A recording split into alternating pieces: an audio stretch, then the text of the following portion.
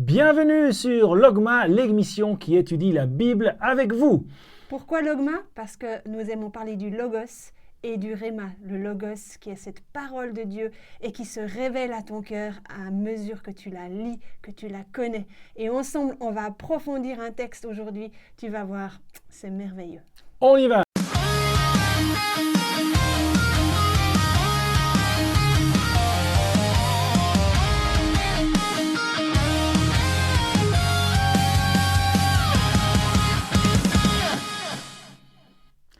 Et aujourd'hui, Sabine, quel texte allons-nous prendre pour faire cette étude merveilleuse du Logos et du Réma? Nous allons prendre un texte dans le Nouveau Testament, dans Luc 15. Oh, tu peux te dire, je connais ce texte, mais tu Luc, vas je l'ai lu voir. plusieurs fois, je le connais. Et puis en plus, c'est des histoires archi connues. Oui, c'est très connu, mais justement, on va aller au-delà de ce qu'on connaît peut-être en apparence.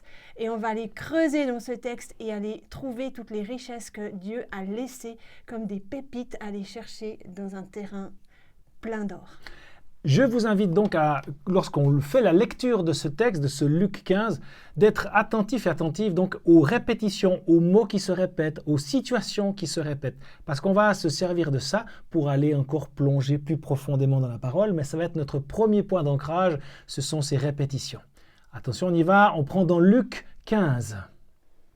Alors Luc 15, il faut savoir qu'on parle de 3 paraboles différentes et Jésus, au tout début, si on lit juste le premier verset, les collecteurs d'impôts et d'autres pécheurs notoires se pressaient tous autour de Jésus, avides d'écouter ses paroles. Alors moi, je lis dans la version Summer, peut-être que tu as une autre version, mais ce que je trouve extraordinaire, c'est que Jésus attire des gens qui ne sont pas normalement dans la bonne norme de la société.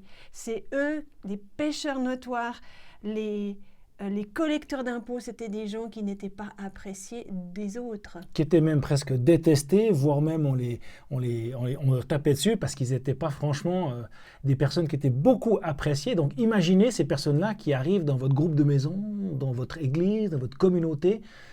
Quelle est ma réaction? Jésus attire ces personnes-là à lui. Et justement, le verset suivant, le 2, on lit « Les pharisiens, les spécialistes de la loi s'en indignaient » et disaient « Cet individu fréquente des pécheurs notoires et s'attable avec eux. » Et là, on voit l'effet... Moi, j'ai des gens de mauvaise vie, même. Voilà.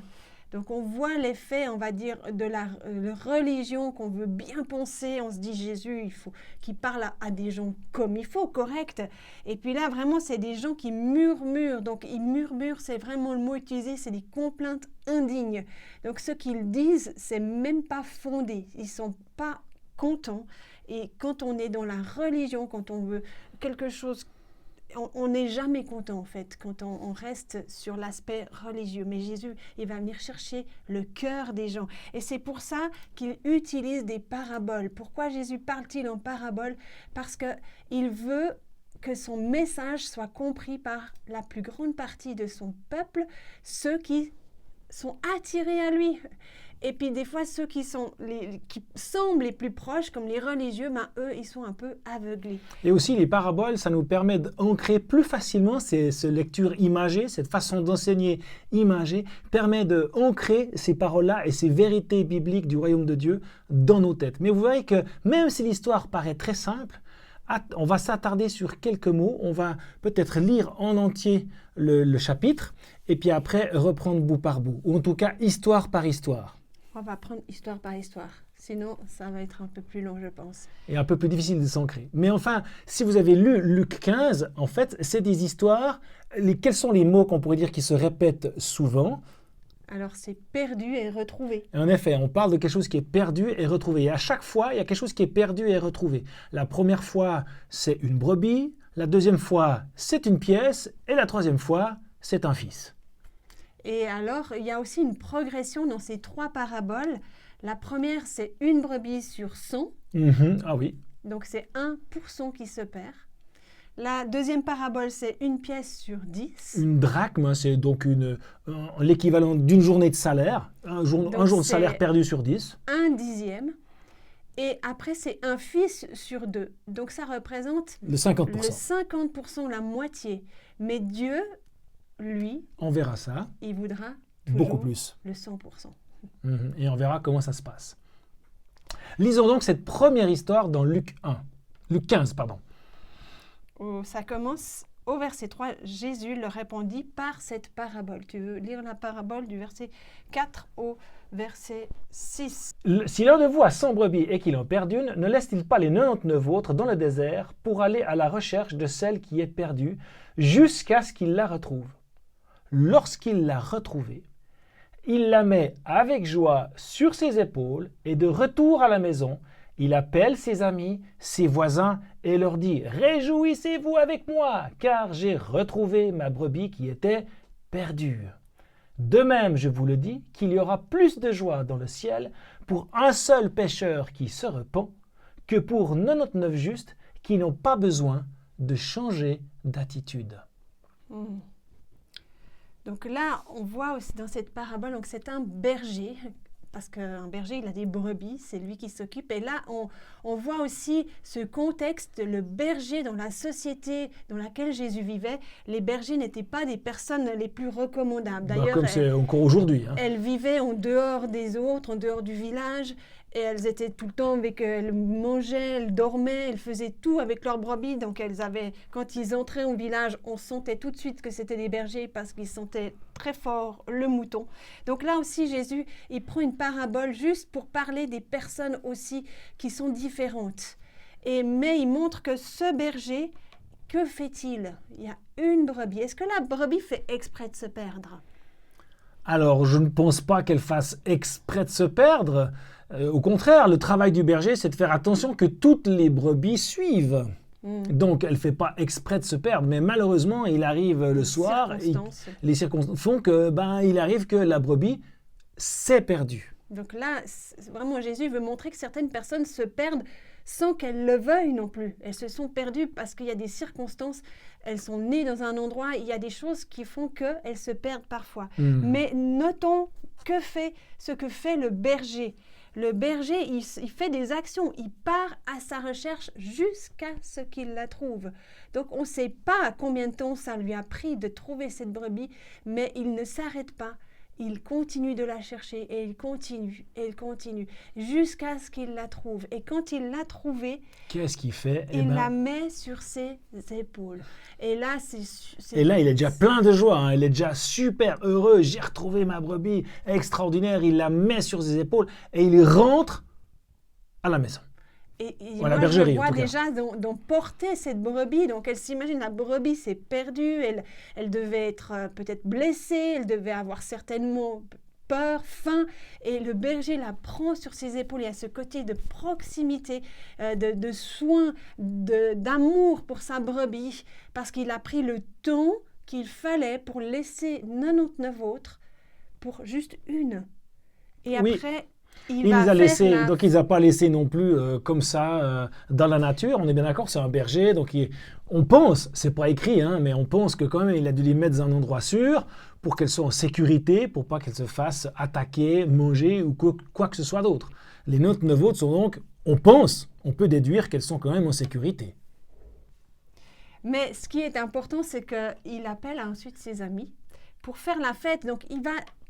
Juste pour une brebis, 1/100, 1%, il va faire la fête. Il va dépenser de l'argent pour faire la fête.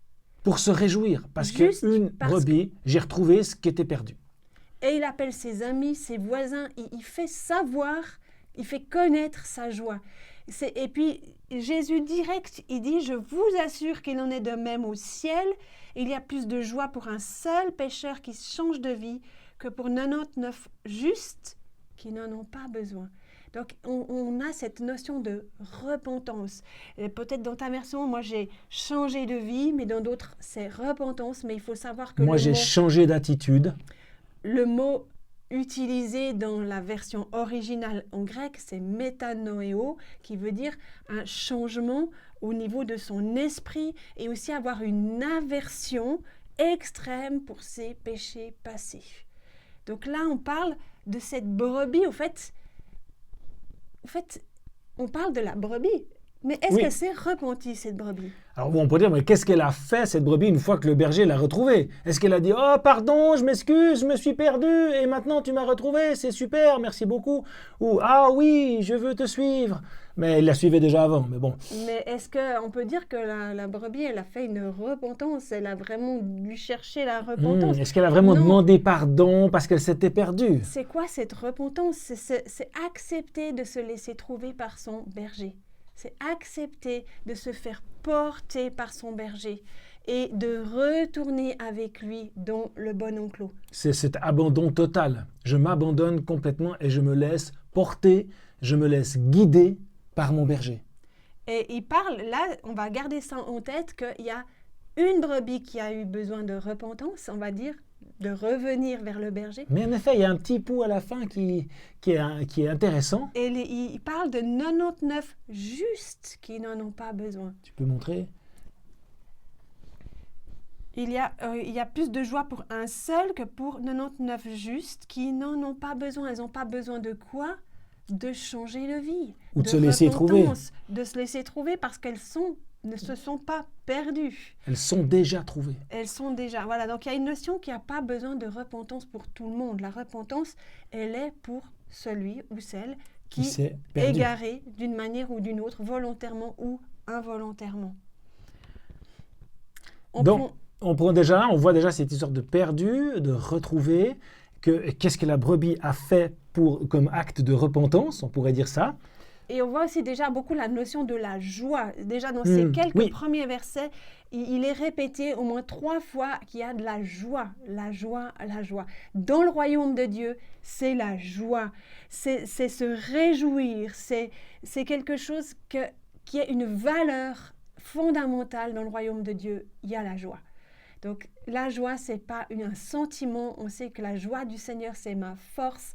Donc, c'est une force, la joie. Et cette joie aussi de l'avoir retrouvée, elle surpasse tout ce qu'il a dû faire pour la retrouver. Et moi, je trouve extraordinaire encore plus, ce n'est pas une joie égoïste, c'est une joie qui se partage, qui se communique. Et puis, je communique la joie de ce que j'ai retrouvé, de tout ce que j'ai pu gagner. On va lire l'histoire, la parabole suivante. Donc, il parle de cette première histoire et il va mettre une deuxième couche, Jésus, pour faire comprendre cette joie.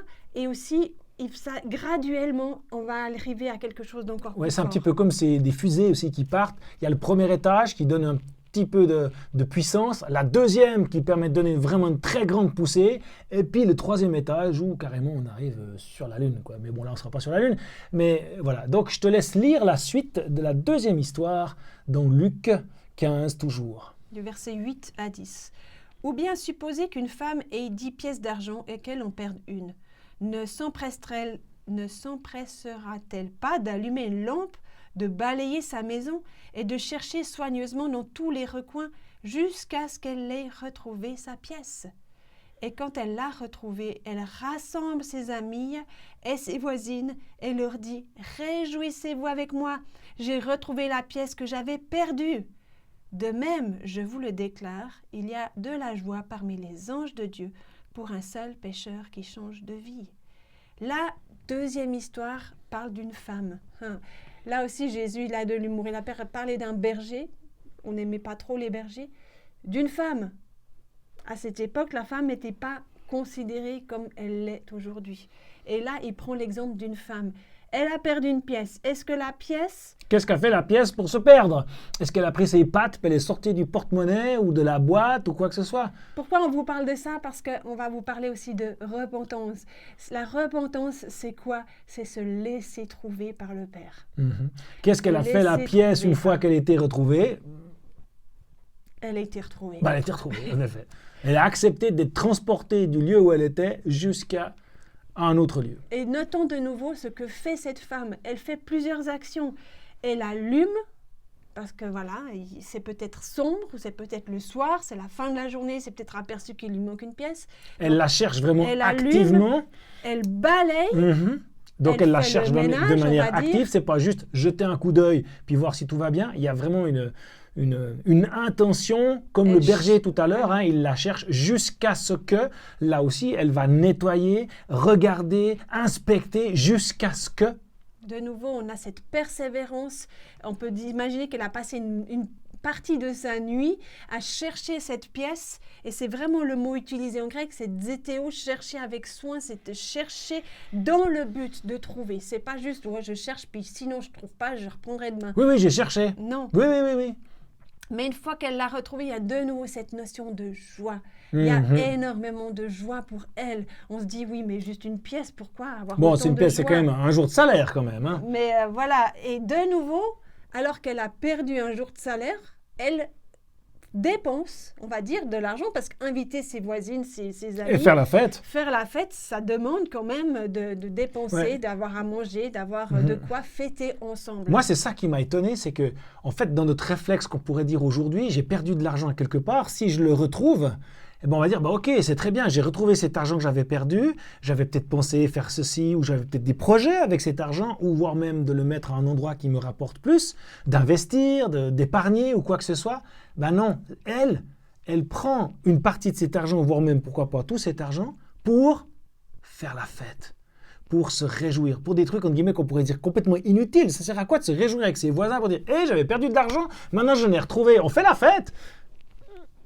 Mais oui, mais c'est ça le royaume de Dieu. C'est la joie, c'est la joie. Et c'est pas avoir peur de la dépense. En fait, Dieu va au-delà. Il n'y a pas peur de la dépense parce que Dieu, en fait, il pourvoit en tout. Et quand tu donnes, c'est marqué dans la parole, celui qui donne, il va recevoir.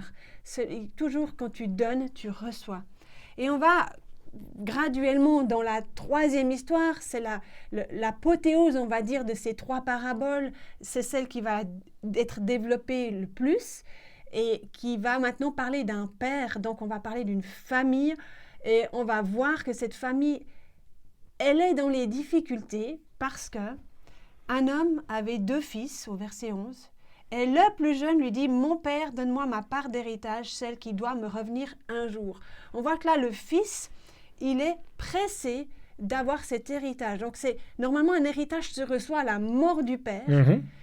Et là, ce fils, il est pressé. Il ne veut pas attendre la mort de son père. En fait, il veut une avance sur l'héritage. Il veut le détrousser à l'avance. C'est même plus qu'une avance. C'est qu'il veut prendre ce qui lui revient. En guillemets, c'est aussi se dissocier carrément de sa famille et de son père. C'est comme si je prends l'héritage. Donc, ça veut aussi dire comme si tu es mort et tu n'es plus rien pour moi, je pars et je coupe les ponts en quelque sorte avec la famille parce que j'ai pris ce qui me revient.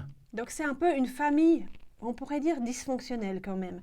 Et le fils, il réclame les biens de son père. Donc là, c'est vraiment les biens, c'est le bien matériel, c'est donne-moi ma part d'héritage, ou bien dans une autre version, donne-moi les biens qui doivent me revenir un jour. Il parle vraiment de tout ce qui est... Oui, moi j'ai la part de l'héritage qui doit me revenir. Donc je le veux maintenant. Mais quand la suite, c'est « Et le père fit le partage de ses biens entre ses fils », le mot « bien » n'est pas le même mot utilisé pour le bien dont le fils parle. Ici, c'est le père partage sa vie. En fait, ça va plus que juste ses biens, il partage sa vie. Donc, il y a quelque chose de vital. On voit là, le fils, c'est comme s'il le voulait déjà mort, son père. Et là, il s'est vidé de sa vie, à quelque part, ce père. Quand le fils est parti, on imagine la tristesse aussi qu'un père, de laisser partir un fils qui est rebelle, qui ne veut pas vivre avec lui, qui veut vivre sa propre vie, qui ne veut plus être sous le joug de son père. Et là, c'est marqué, le père fit partage de sa vie. Il s'est vidé de sa vie pour ses fils. Donc, on sait, les 2 fils, un réclame, mais il partage sa vie avec ses 2 fils. Et ce qui est aussi, on peut déjà voir la comparaison entre l'étude qu'il y a entre les 2 histoires précédentes et celle-ci. Ici, contrairement à la brebis ou à la pièce, le fils désire partir, désire se couper. Oui. C'est lui qui lui-même se coupe de la famille, c'est lui-même en fait qui s'égare et qui se perd. Oui, on pourrait dire, vu qu'il l'a décidé, tant pis, t'assumes quoi. Il n'y a pas de chance de retrouvailles. Oui. Mais là, on va voir la suite. Vous la connaissez déjà certainement, mais on va la lire. Quelques jours plus tard, le cadet vendit tout ce qu'il avait reçu. Donc, il a même pas gardé les biens de son héritage. Il les vend. et s'en alla dans un pays lointain. Là, il gaspilla sa fortune en menant grande vie. Donc, la grande vie, on sous-entend vraiment, c'est pas sous-entendu parce que le mot utilisé, c'est vraiment vivre dans la débauche. Et quand il eut tout dépensé, une grande famine survint dans ce pays-là et il commençait à manquer du nécessaire. Alors, il alla se faire embaucher par l'un des propriétaires de la contrée. Celui-ci l'envoya dans les champs garder les porcs. Ça, nous savons que Jésus parle à des Juifs. Et là, on voit que c'est une famille déjà dysfonctionnelle parce que le fils cadet ne veut plus de cette vie de famille.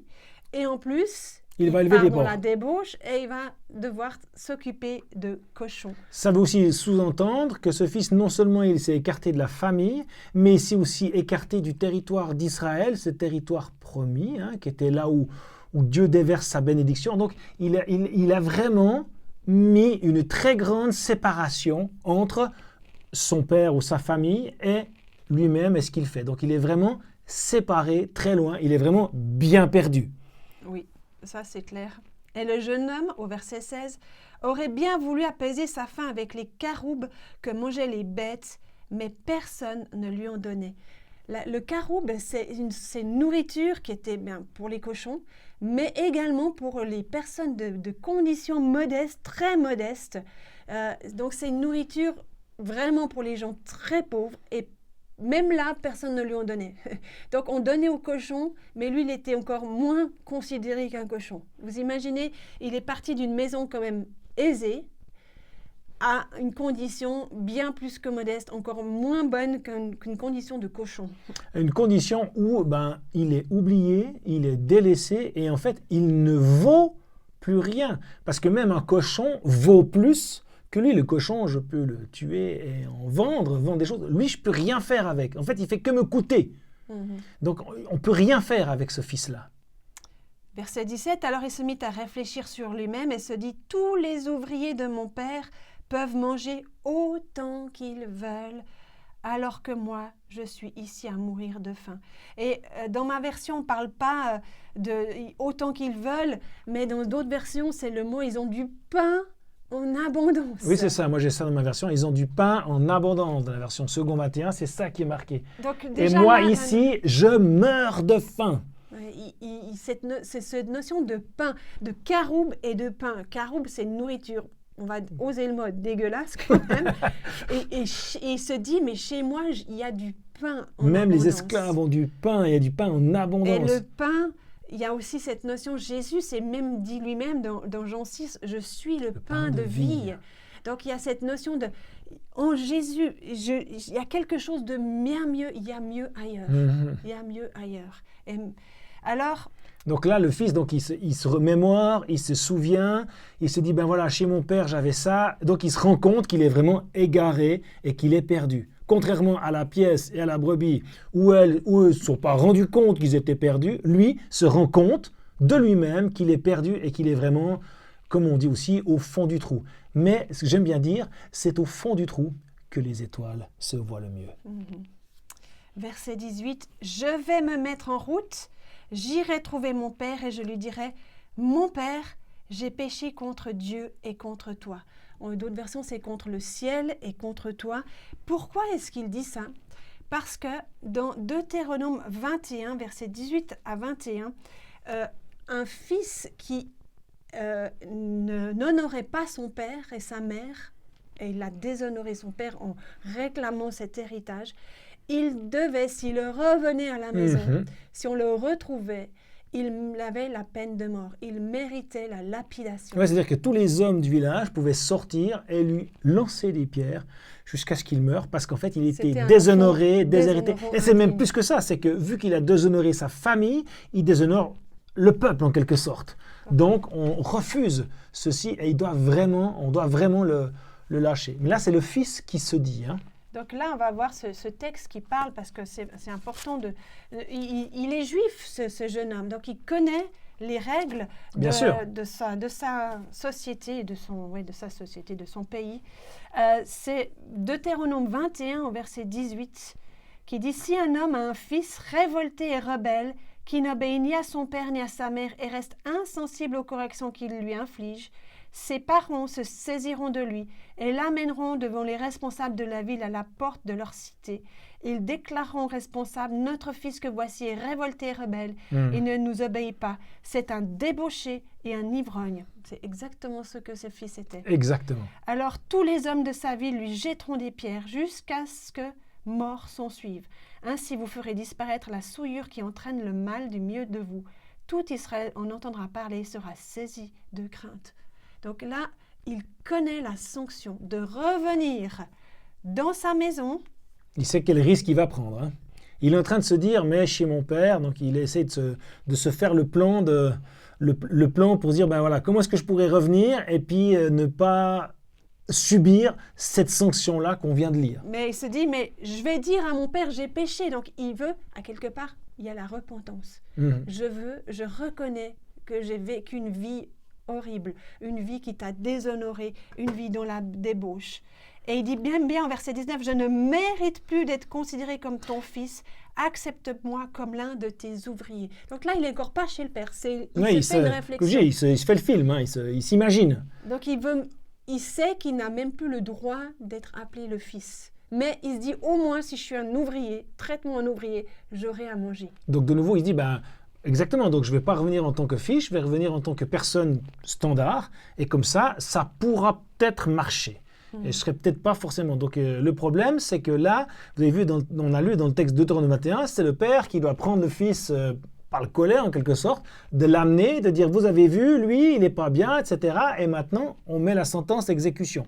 Donc il y a quand même quelque chose qui est fort, et il sait à quoi il a affaire. Mais si on se souvient des deux premières paraboles, le berger qui a perdu une brebis, la femme qui a perdu une pièce, ils ont fait quelque chose pour retrouver ce qui était perdu. Exact. Ici, est-ce qu'on n'a pas encore la notion, il s'est perdu lui-même, donc ce n'était pas une circonstance.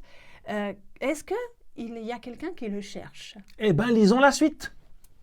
Et dans la suite... Au verset 20. Il se mit donc en route pour se rendre chez son père. Comme il se trouvait encore à une bonne distance de la maison, son père l'aperçut. Donc là, il est loin. On imagine la maison peut-être sur une colline et un chemin très loin qui amène à cette maison. En tout cas, avec une visibilité sur les terres alentours. Mais si le père l'aperçoit, c'est qu'il n'est pas en train de travailler dans sa maison. Il n'est pas en train de faire autre chose, de lire un livre, par exemple, de regarder la télé. Il est en train de scruter. Donc, il le cherche chaque jour. C'est comme s'il se tient à ce poste parce qu'il l'aperçoit de loin. Ça veut dire qu'il le scrute veille, pour voir si un jour son fils revient. Qu'est-ce qu'il fut? Il fut pris d'une profonde pitié pour lui. Moi, j'ai une profonde compassion. Oui, des fois, le mot compassion, je le préfère que pitié. Mais c'est le mot, en grec, c'est...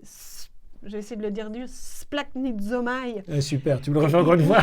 Splaknizomai. Il est pris dans ses tripes, au fait, le Père. Et Jésus a aussi été ému de compassion. Il a eu ses tripes remuées. Et là, on voit que ce n'est pas des tripes qui se remuent de colère ou de haine, mais c'est vraiment de l'amour fou. Tout comme les deux premières histoires, le berger qui cherche jusqu'à ce que, la femme qui cherche jusqu'à ce que, là, le Père attend jusqu'à ce que. Et lui, de nouveau, il va faire une action, en fait. Alors, il est remué dans ses entrailles, c'est le siège de l'amour et de la compassion. Et que fait-il? Parce qu'on a vu que le berger et la femme ont fait des actions. Et le père, il se met en action Alors, aussi. il va commencer à prendre sa fourche, il va le prendre et des pierres pour être prêt à le lapider directement sur place. Mais non, ce n'est pas de la compassion, on est bien d'accord. Il courut à la rencontre de son fils. Alors, on va juste s'arrêter là. Il courut à la rencontre de son fils. C'est un homme peut-être quand même âgé, parce que les fils qui veulent partir de la maison, ils ne devaient pas avoir 12 ans, en tout cas on espère, mais ils devaient avoir un certain âge. Quel était l'habit? Et puis c'était au loin, hein, donc la distance, c'est pas 3 mètres non plus. Hein. Donc déjà, courir. Courir longtemps. Quel était l'habit qu'avaient ces gens à cette époque-là? Ils avaient des shorts, des leggings super sportifs, moulants, que tu peux transpirer avec la petite gourde. Il avait donc une tunique qui lui arrivait jusqu'en bas des pieds. Donc pour courir, imaginez, il a dû faire quoi? Il a dû remonter son habit. Pour courir plus vite, pour courir mieux, plus à l'aise. Il pas se prendre les pieds dans sa tunique. Et il a dû donc montrer ses jambes. Et ça, pour cette époque et pour un père Oui, le responsable de famille. Voilà, Mhm. d'un certain niveau, un certain niveau social, c'est une chose impensable de faire. Ça ne se faisait pas, c'était une chose indigne de faire. Donc il a remonté ça, il n'a pas eu peur d'être montré indigne, de montrer ses jambes à tout le monde, parce que le but, C'est c'est d'aller. d'aller retrouver son fils, était bien plus grande que sa propre, de ce qu'on peut imaginer, ce qu'on peut penser de lui. Son amour pour son fils était bien plus grand que son amour propre. Et qu'est-ce qu'il fait? Il se jette à son cou. Le mot se jeter, c'est épipipto, c'est vraiment se renverser sur. Il est comme tombé sur son fils. Mhm. Comme on dit, les Québécois, je suis tombé en amour. Et il est vraiment tombé comme... Il a retrouvé un amour fou pour son fils. C'est vraiment quelque chose qui est prenant comme un hug ou comme ça. Il le prend. C'est pas ce saisir comme on l'a lu tout à l'heure dans Deutéronome 21. C'est pas le saisir, le prendre avec comme ça, mais c'est vraiment il le prend. On peut imaginer qu'il l'enlace, Et justement, c'est marqué après, il l'embrassa longuement. Et ce mot embrasser, c'est le mot kataphiléo, ça veut dire embrasser beaucoup, encore et encore, et puis embrasser tendrement. Ça, c'est le mot qui veut dire kataphiléo, ce qu'il est en train de faire, ce qui est écrit. Il l'embrasse encore, encore. Imaginez, il doit l'embrasser partout. Et en plus, il faisait quoi le fils juste avant? Il s'occupait de cochons. Ah oui, sentir bon, hein. Imaginez, le fils, plusieurs jours, il n'a pas mangé, il ne s'est pas lavé, il n'avait pas de maison, il s'occupait des cochons. Il a voyagé sûrement très longtemps, Donc, vu il qu'il était assez loin, encore même en dehors du territoire d'Israël, on pourrait penser. Donc vraiment, il n'était pas des plus reluisants, des plus propres. Donc le fils ne s'est pas mis dans une condition, on va dire, super favorable pour Mais être accueilli. Le père s'en fiche de ça. Il l'embrasse, et puis il a une odeur épouvantable, ce fils, mais le père l'aime. Vous imaginez, il a tout pour être repoussé, ce fils, mais le père l'aime. Donc il s'est levé, il a couru, il s'est précipité sur son fils et il l'a embrassé. Ça, c'est les actions du père. Et on va regardez bien, soyez attentifs sur ce que fait le père et ce que fait le fils. En fait, et vous allez voir, il y a quelque chose d'intéressant qui se déroule juste là dans ce texte, parce qu'on pourrait lire en fait tout ce que fait le père et tout ce que fait le fils. Et en fait, on remarque que le fils en fait exactement ce qu'il a prévu. Le film qui s'était fait avant dans sa tête, en fait, il le fait. Et oui, au verset 21, il dit, le fils dit, mon père, tout de suite, hein, il sait qu'il mérite la mort, il sait qu'il risque la mort. Et pourquoi aussi le père s'est précipité? Parce qu'il voulait être le premier à l'accueillir, parce qu'il voulait surtout pas que les autres hommes du village puissent le voir avant lui. Et applique la sentence. Donc là, mon père, j'ai péché contre Dieu et contre toi. Donc il redit ce qu'il a prévu. Je ne mérite plus d'être considéré comme ton fils. Mais le père dit à ses serviteurs. Mais, au fait, le père, c'est comme s'il l'entendait pas. Oui, en effet. La repentance du fils, il n'en a rien à faire. Et lui, ce qu'il veut faire, c'est le rétablir comme fils. En fait, c'est vrai que le père, en tant que naturel, on va dire « Ah, mon fils, mais qu'est-ce que tu as fait? Qu'est-ce qu'il y a ?» Ou même « Tu reviens, tu te rends compte, Aucun reproche. Tu te rends compte la honte que tu as mise à la famille et tu reviens comme ça. » Non, aucun reproche. Il ne lui parle même pas. Il l'embrasse, il l'enlace pour vraiment montrer qu'il l'attendait et qu'il voulait vraiment qu'il soit retrouvé. Et il n'écoute même pas ce discours du fils. Ce repenti, il ne l'écoute pas. Et il parle à ses serviteurs. Donc il ne parle même pas à son fils. Il dit, allez vite chercher un habit, le meilleur que vous trouverez. Donc l'habit, c'est la robe, donc c'est l'habit comme lui, le meilleur. Donc ce n'est pas juste... celui qu'on a trouvé qui resterait par hasard. Le truc qui reste, ou les habits qu'il avait avant qu'il parte, ou comme ça. Et ce vêtement, c'était un vêtement, quand on regarde l'origine du mot, ça veut dire que c'est un vêtement de haut rang. Parce qu'on considérait les gens, ils étaient habillés différemment selon le rang social qu'ils avaient. Et là, il lui donne vraiment un vêtement pour personne de haut rang. On se rappelle aussi l'histoire de Jacob avec Joseph qui lui avait donné une tunique qui était de plusieurs couleurs, qui était magnifique. Donc là, il lui donne vraiment un habit de haut rang. Donc un habit En fait, tout le monde va voir que tu as un magnifique Exactement, il ne habit. pourrait pas être discret et partir comme ça et se dire, ben voilà, maintenant je suis un ouvrier et puis c'est discretos, je me fais petit. Et en fait, il ne pourra pas se faire petit parce qu'il a quelque chose qui montre qu'il a un statut spécial aujourd'hui.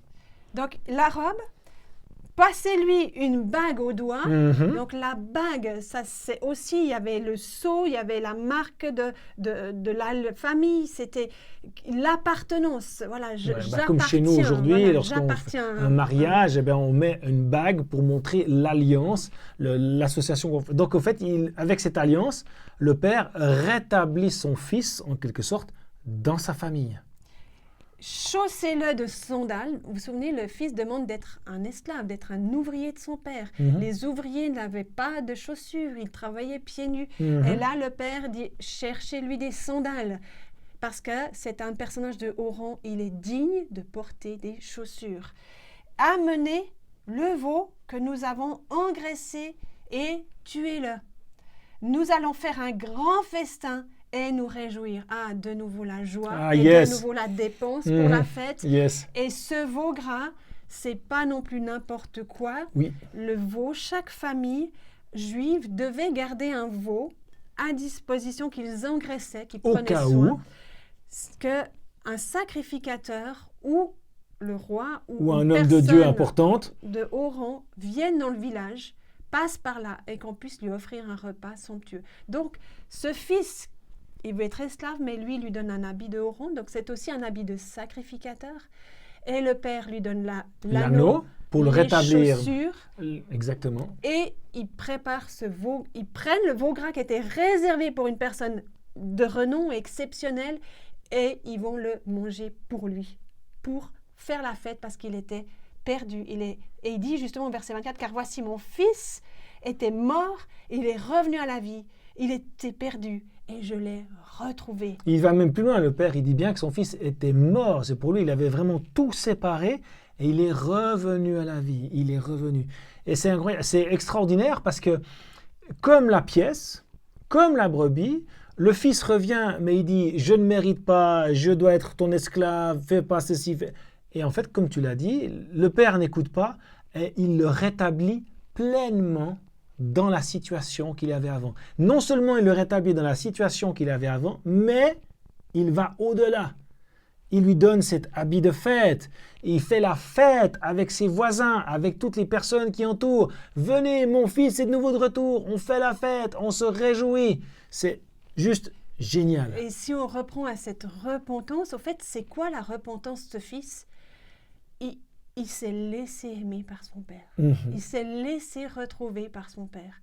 Lui voulait redevenir comme un esclave dans la famille et il a accepté que son père le rétablisse comme fils. C'est ça la repentance. C'est accepter le plan de Dieu pour sa vie. C'est reconnaître que Dieu a quelque chose de bon pour soi et se mettre en accord avec ça. Parce que parfois, notre humilité chrétienne, si par exemple quelqu'un nous fait ça, lui voilà, nous met super habillé, etc. Non, mais j'avais demandé d'être un esclave, j'avais demandé d'être ceci, donc je vais commencer à renlever ce qu'on m'a donné et me remettre dans... En fait, en quelque sorte, comme tu dis, refuser cet amour, refuser cette position de faveur. Et ça, le fils ne le fait pas. Il se laisse, il s'abandonne pleinement à cet amour du Père. Je m'abandonne. J'avais pensé quelque chose, mais tant pis. C'est toi qui fais. La vraie repentance que Dieu attend de nous, c'est d'accepter son amour pour nous, cet amour inconditionnel, cet amour débordant, cet amour unique qu'il a pour nous. C'est ça, c'est accepter de revenir dans la maison du Père et se laisser aimer. C'est ça, cette repentance que Dieu attend de nous. C'est pas qu'on dise tous nos péchés, tout ce qu'on n'a pas bien fait. Vous avez vu ce que fait le Père, il n'a même pas écouté. Et puis le Fils n'a même pas raconté sa vie. Il a dit « j'ai péché contre toi », etc. Et après il lui demande qu'est-ce qu'il doit faire. Mais en fait, il ne lui a pas raconté tout ce qu'il a fait avant. Mais c'est ce que voulait faire le Fils, au fait. Il voulait demander pardon, mais le Père ne l'a même pas écouté. Il lui a dit non, mais il n'a même pas dit. Il dit donnez-lui, faites pour lui. Il avait un amour tellement immense et il commençait à festoyer dans la joie. De nouveau, il y a une immense joie. Et alors, vous vous souvenez que normalement, ce fils devait être lapidé Donc, il aurait pu faire ce retour à la maison. Chut, on ne fait pas trop de bruit, il ne faut pas que les voisins sachent que tu es revenu parce que... Ouais, on va faire ça sinon, discretos, quoi. Voilà, on risque de... Sinon, de ça va faire jaser monter, dans les voilà. chaumières, comme on En dit. fait, non, il y a la joie. Donc, vous savez, dans cette contrée, c'est pas des gens, c'est pas des Suisses quoi, qui sont dans la joie et puis Ouais. on fait ça tranquille. I'm happy. Il y a la musique, il y a Comme les on a vu rires, l'histoire il y a- d'avant, j'invite les voisins, Voilà. il y a tout l'entourage qui sait, tout le quartier. Et rappelez-vous qu'il y avait 2 fils. Donc, on va voir maintenant la réaction du fils aîné. Lui, il n'a pas besoin de repentance parce qu'il est toujours avec son père. Ah, mais ça me rappelle la première partie de l'histoire dont on a dit, les 99 autres brebis, elles n'avaient pas besoin de repentance. Donc en fait, ce fils aîné, c'est un peu comme les 99 autres qui restent. Voilà. Pendant ce temps, verset 25, nous lisons, le fils aîné travaillait au champ. Donc, il travaille. Il travaille, lui. Donc, c'est un bon fils. Yes. Il Il est obéissant. il fait ce qu'il doit faire. Sur le chemin du retour, quand il arriva près de la maison, il entendit de la musique et des danses. Donc, c'est bruyant. Il l'a entendu avant de voir, il a entendu. Donc les c'est voisins pas la devaient petite bien festinette, l'entendre. hein, c'est vraiment la fête. Hein. Il appela un de ses serviteurs et lui demanda ce qui se passait. Le garçon lui répondit, « C'est ton frère. Il est de retour. Ton père a tué le veau gras en son honneur parce qu'il l'a retrouvé sain et sauf. » Alors le fils aîné se mit en colère. Il refusa de franchir le seuil de la maison. Donc là, on se dit, pourquoi est-ce qu'il est en colère, ce frère? Parce que ce petit frère, son petit frère a déshonoré son papa. Il a déshonoré la famille. Il a réclamé son dû. Il Il a est fait parti. des choses horribles avec cet argent récolté. Il avait mené une vie de débauche totale. Donc Et il ne c'était méritait pas de une revenir. honte. Et franchement, voilà, il ne mérite pas. Et il revient. Et en plus, c'est pas qu'il revient. En plus, son père honore ce qu'il a fait. Il l'honore en tuant le veau gras. Pour lui, c'est comme si le père valorisait la désobéissance du fils. Mais au fait, il oublie qu'il a un père extraordinaire. Un père qui aime et qui fait que ça. Et ce qui est là, il est tellement en colère que des fois aussi, quand on est en colère, on se refuse de rentrer à la maison, de rentrer vers le Père. Parce qu'on pense que notre colère, Dieu, il peut... Puis qu'elle est juste. Voilà, et puis en fait, chaque fois qu'on est en colère, on se sépare de Dieu. Et on reste à l'extérieur de la maison. Mhm. Et c'est ce qui s'est passé. Il a refusé de rentrer dans la maison. Il reste en dehors du parvis, du seuil. Alors s'il y a bien quelqu'un qui pouvait prendre part à la fête, c'est bien lui. Et lui, il allait et venait tout le temps. Mais là, il refuse de revenir dans cette maison. Ouais. Il se refuse lui-même de participer à cette fête. Mais souvenez-vous, on parle de perdu et retrouvé. Donc le père a retrouvé son fils cadet, mais il doit retrouver aussi ce fils aîné qui ne veut pas revenir à la maison. Parce qu'actuellement, on est à 50%. Le fils aîné ne veut pas revenir. Donc il n'y a que la moitié de la famille qui est là. Donc maintenant, on a dit au tout départ, Dieu cherche le 100%. Mhm. Que fait le père? Le père sorti de la maison. En effet, parce que le fils, donc il est arrivé, ils sont là, il part, il y en a un, et en fait on fait comme ça. On glisse, on change, on échange un avec l'autre. Et le fils, il n'est plus là, il est dehors, et il refuse même d'entrer. Comment faire pour aller... Et il va, comme tu dis, une action rechercher. du père, il va de nouveau chercher son fils. Il Mhm. sort Comme le berger avec les et brebis. il l'invite à entrer. Donc il le supplie d'entrer. Mhm. Mais viens, Mhm. c'est ta place. En fait, il a déjà l'habit, ce fils. Il a déjà l'anneau. Il a déjà les sandales. Ta place est là. Viens, je t'en supplie, ne reste pas seul. Mais ce fils répondit, « Cela fait tant et tant d'années que je suis à ton service. Jamais je n'ai désobéi à tes ordres. Et pas Jamais. une seule fois tu ne m'as donné un chevreau pour festoyer avec mes amis. » Ce fils, il est dans des actes, faire des choses pour mériter l'amour de son père. Il aurait bien voulu que le père agisse comme Deutéronome 21, c'est que, écoute, tu prends tes responsabilités et puis tu nous le mets dehors, parce que c'est moi qui ai droit, moi je mérite. Ouais, en fait, il n'avait pas compris l'amour du père.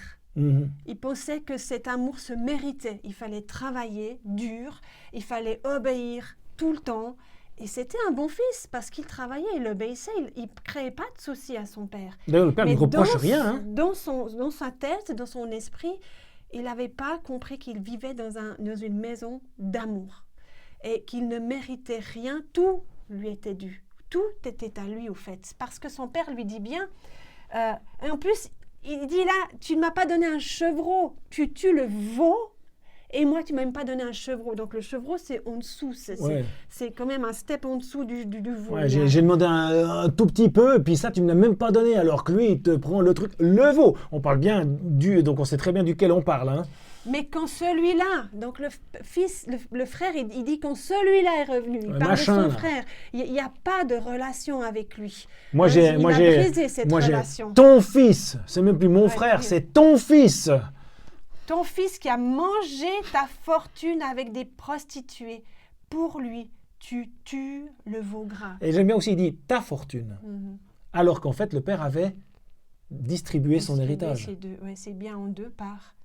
Et pour lui, tu tues le veau gras. Des fois, Dieu fait des choses tellement extravagantes. Et puis tellement remplies d'amour que des fois, nous, on est juste... Mais on n'arrive pas à saisir cet amour. Puis des fois, c'est presque écœurant parce que Dieu, il accepte même le pire des pécheurs. Puis on se dit, mais il a fait tellement d'horreur dans sa vie. Moi, je suis tellement gentil. Et toi, tu fais des choses tellement grandes pour lui. Puis moi, tu m'as rien fait. Mais que va répondre le Père? Ça, c'est la réponse importante du Père. Mon enfant, là, il rétablit. C'est le mot teknon en grec et c'est vraiment cette relation intime d'un père et son fils. Mon enfant, mon chéri, en fait, mon chouchou. Il lui donne des mots d'amour. Mon enfant, tu es constamment avec moi et tous mes biens sont à toi. Tout. Tu es tout le temps là. En fait, c'est comme les 99 brebis qui étaient avec le berger. Elles ne se sont pas égarées. Tu es tout le temps là. Et tous mes biens sont à toi. En fait, je t'ai tout donné. Tu as autant de parts qu'a eu ton frère. Tu as tout. Et en plus, c'était le fils aîné. Donc, on savait que le fils aîné avait droit à une double portion. En plus, il devait avoir plus encore que le fils aîné. Tous mes biens sont à toi. Cadet. Mais il fallait bien faire la fête et nous réjouir, encore une fois la joie, puisque ton frère que voici était mort et qu'il est revenu à la vie, puisqu'il était perdu et voici qu'il est retrouvé. L'histoire s'arrête là. Malheureusement, on ne sait pas si le fils a accepté, mais on connaît l'amour du Père. Oui, il ne va pas le laisser comme ça. Il ne peut pas rester. Il ne va pas le laisser sur le carreau, comme on dit. Il va le prendre avec. Et ce fils, il a dû aussi... à quelque part se repentir et accepter l'amour de son Père. Parce que des fois, tu es en chemin, tu as été tellement loin de Dieu, mais tu peux revenir facilement en acceptant son amour. Et des fois, tu as l'impression, mais oui, tu as tout fait bien en fait, tu es resté, tu as tout le temps cru en Dieu. J'ai eu mes parents qui sont chrétiens, j'ai cru en Jésus tout de suite, j'ai jamais fait de bêtises, j'ai toujours très bien fait, j'ai toujours été poli, j'ai toujours été à l'église, j'ai toujours lu ma Bible. En fait, on est en train de faire exactement ce que fait le fils aîné. On est en train de compter. Alors c'est bien, hein, c'est pas.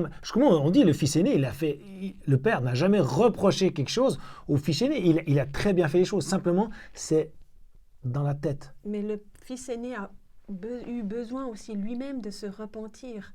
Et c'est pas repentir, c'est pas avouer tous ses péchés et puis dire je suis désolé, je suis désolé, je suis désolé. Ah oui, se repentir. T'as dit que c'était accepter. C'est accepter l'amour du Père, c'est changer sa manière de penser, c'est changer sa manière de vivre, de penser et accepter cet amour extravagant du Père et entrer dans la maison du Père et accepter le statut de fils ou de fille, d'héritier. Et Dieu nous fait héritier de Dieu, du Père et co-héritier de Christ. Et c'est ça. Si aujourd'hui tu as besoin de te repentir, c'est juste d'accepter, dire merci Père, parce que tu m'acceptes.